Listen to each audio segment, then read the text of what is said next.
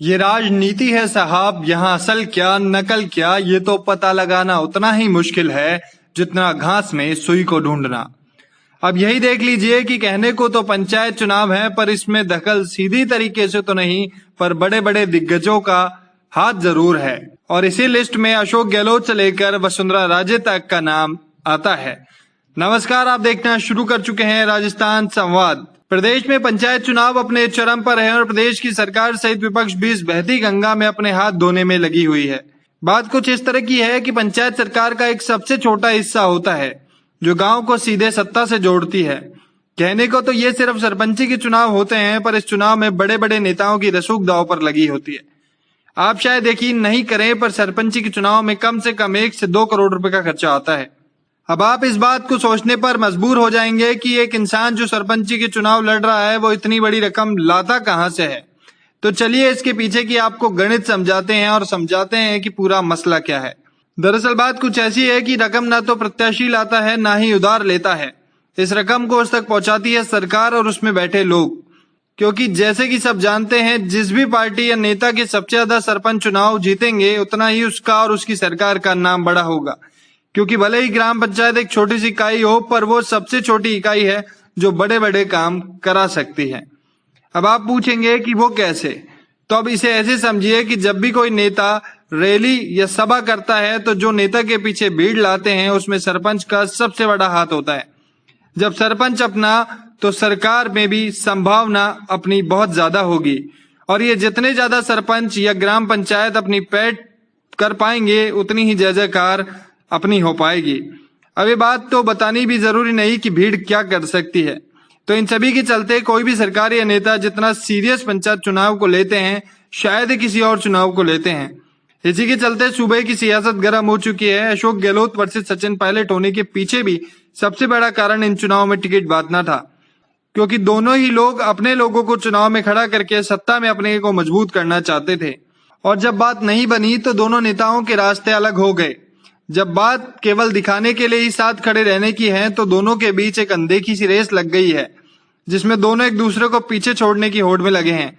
बात की जाए गहलोत की, तो गहलोत इस रेस में प्रत्यक्ष रूप से हिस्सा ले चुके हैं और अपने खेमे के मंत्रियों को खुली छूट दे चुके हैं कि साम दाम दंड और भेद जो भी हो, पर सरपंच सिर्फ उनके खेमे से ही बनाया जाए। इसी को देखते हुए सचिन पायलट भी काम पर लग गए हैं, क्योंकि ये बात किसी से नहीं छुपी कि अशोक गहलोत ने अपनी एडी चोटी का जोर लगा लिया, फिर भी वो सचिन पायलट की फैन फॉलोइंग को जरा भी कम नहीं कर पाए। बल्कि गहलोत के इस काम ने सचिन पायलट को और भी ज्यादा मजबूत कर दिया है, जिसके चलते सचिन पायलट अब सरपंची के चुनाव में भी गहलोत को पटकनी देने के फुल मूड में है। और इस बार तो प्रत्यक्ष तौर से नहीं बल्कि अप्रत्यक्ष तौर पर अपने लोगों को चुनाव लड़वाने की पूरी तैयारी कर चुके हैं, जिससे वो और भी ज्यादा मजबूत हो जाए। अब जब सत्ता पक्ष इसमें इतना जोर शोर दिखा रहा है तो विपक्ष कैसे पीछे रह सकता है। सूत्रों की माने तो वसुंधरा राजे भी इन चुनाव के जरिए अपने आप को सत्ता पक्ष में मजबूत करने में लगी हुई है। वसुंधरा की देख रेख सतीश पुनिया, राजेंद्र सिंह राठौड़ और केंद्रीय जल शक्ति मंत्री गजेंद्र शेखावत भी इस चुनाव के जरिए अपनी पार्टी को मजबूत करने में लग गए हैं। एक तरफ जहां सरकार ने प्रदेश में 144 लगा दी और दूसरी तरफ पार्टी ने किसान बिल के विरोध को लेकर गहलोत का रूटीन जारी किया है, जिसमें गहलोत का पैदल मार्च तक शामिल है। अब ऐसे में सवाल यह उठता है कि क्या ये सब नियम जो सरकार बनाती है वो सिर्फ मासूम जनता के लिए होते हैं क्या?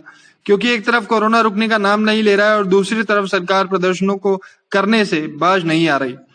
इसे देखकर तो यही लगता है कि सरकार के लिए जनता से ज्यादा अपना चुनावी मुद्दा सिद्ध करना है, या यूं कहूं तो अपनी रोटी सेकना है। बाकी जनता अपना ध्यान खुद रखे।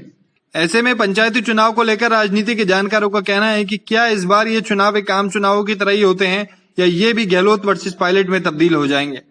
क्योंकि एक तरफ सचिन पायलट अपनी ताकत दिखाने की पूरी तैयारी कर चुके हैं, वही गहलोत अब भी इन चुनाव को करवाने के मूड में नहीं है। अब जब उनसे पूछा जाए कि वो ऐसा क्यों कर रहे हैं तो वो सारी बात कोरोना पे डाल देते हैं। अब इस बात को गहलोत की रणनीति नहीं कहें तो क्या कहें, क्योंकि एक तरफ तो विरोध प्रदर्शन करने की तैयारी कर रहे हैं और दूसरी तरफ कोरोना के हवाला देकर चुनावों को रद्द करने की तैयारी। विशेषज्ञों की माने तो गहलोत अभी भी पायलट से हारने के बिल्कुल मूड में नहीं है, और यही कारण है कि अशोक गहलोत इन चुनावों को आगे खिसकाने में लगे हुए हैं। ये थी राजस्थान की राजनीति पर हमारी एक खास रिपोर्ट। ऐसे ही राजस्थान की राजनीति में अपडेट रहने के लिए आज ही सब्सक्राइब करें हमारे चैनल राजस्थान संवाद को। आज हमने कोर्स किया और कल हम उसको भूल जाते हैं। फिर कंपनी में अप्लाई करते हैं तो कंपनी हमें वापस से ट्रेनिंग देती है। आप जानते हैं ये सब कुछ क्यों होता है? क्योंकि आप जो सीखते हैं उसे उसी वक्त इम्प्लीमेंट नहीं करते। इसी वजह से मिशी media solutions digital video production में लेकर आए हैं on the job training course, जहां पर सीनियर प्रोफेशनल्स के साथ लाइव प्रोजेक्ट में आप डिजिटल मार्केटिंग और डिजिटल वीडियो प्रोडक्शंस को सीखेंगे और आपकी परफॉर्मेंस पर यहीं आपका रिक्रूटमेंट भी हो जाएगा। अब जब सब कुछ ऑनलाइन हो रहा है तो जाहिर सी बात है ऑनलाइन वीडियोस की डिमांड भी लगातार बढ़ रही है और इस इमर्जिंग मार्केट में आपका स्वागत करने के लिए तैयार है मिशी मीडिया सॉल्यूशंस। ज़्यादा जानकारी के लिए कॉल करें 9549770549 या फिर आप हमें मेल भी कर सकते हैं mishimedia solutions@gmail.com।